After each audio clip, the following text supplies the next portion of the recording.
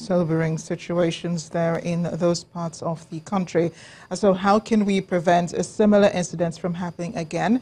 I'm being joined now on the News at 10 by safety advocate, Engineer Jamiu Badmos. Thank you for joining us on the News at 10. My pleasure to be here, ma'am. Well, you heard from the report those horrible tales of how fire disaster people have lost property, people have lost lives. I mean, the family of 6 that were just, engulfed by the fire, no memories of them at all. These stories are heartbreaking, they're disheartening. We need to know why these fires are occurring in the first place. First and foremost, my condolences to the families of those who have lost their lives, because lives is more important than even the properties. Properties can be gotten back. But about the life, it is irreplaceable. They are gone. My condolences to them.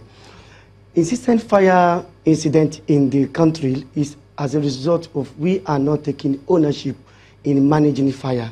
And it cut across the government, the people, and all the agencies saddled with fire responsibilities, like the fire services. They too have a role to play. If you check the Fire Act in 1963, it's very clear that their role is not just to fight fire, but also to prevent fire. One of the best ways to prevent fire is advocacy from the part of the agencies saddled with this responsibility. The NGOs, the government agents, what are they doing to enlighten people more on what is the basic causes of fire? Fire will never happen until 3 things are present, and the 3 things must be in an adequate proportion. There must be heat, there must be fuel, and there must be oxygen. And as a matter of fact, oxygen is available everywhere.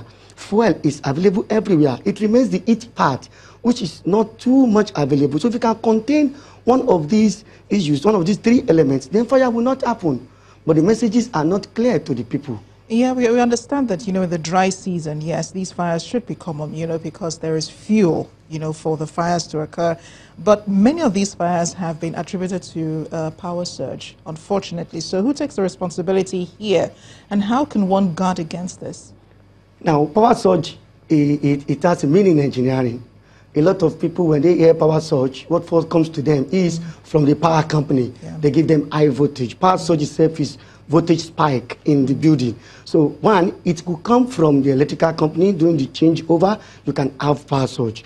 You can also have power surge, very common, from lightning.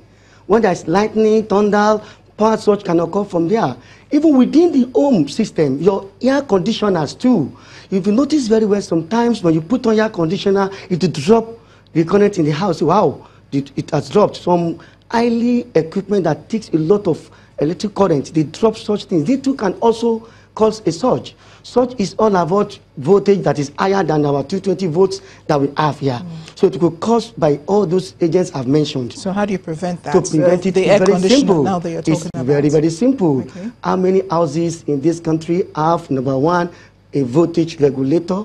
In our buildings, do we have it? Do we have an automatic voltage switcher connected to our air conditioners?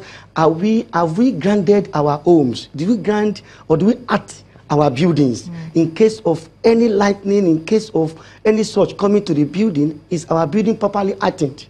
That is the question. Yeah. Most of our buildings are not hardened. You've given us a lot to think about this evening. Thank you so much, Engineer Jamiu Badmos.